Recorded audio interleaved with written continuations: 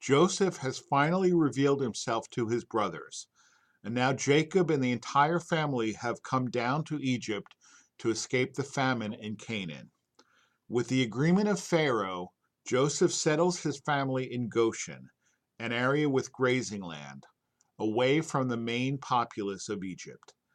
At this time, most Egyptians were town dwellers and farmers dependent on irrigation rather than herders. The Torah tells us, Genesis 47:21, that after Joseph traded grain to the populace for their land due to the famine, quote, he transferred the populace to the cities from one end of the boundary of Egypt to its other end quote. This is difficult to understand since the majority of Egyptians were town dwellers already. Rashi explains that the verse doesn't mean Joseph moved the people from the countryside to towns, but rather that he moved the people of one town to another, and vice versa, so that they would remember that the land no longer belonged to them. Why did he do this? Quote, to remove the stigma from his brothers, so that the people would not call them exiles. End quote.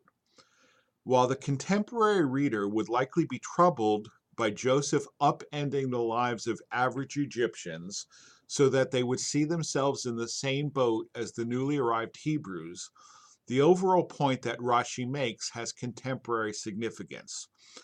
Exile and migration are stigmatizing, but what is really stigmatizing is when a small group is perceived as somehow different than everyone else.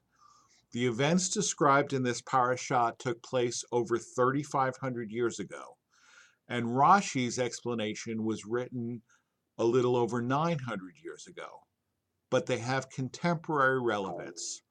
We are all descended from immigrants and refugees, but when we forget our own history, we may look down on others whose experience of migration is simply more recent than ours.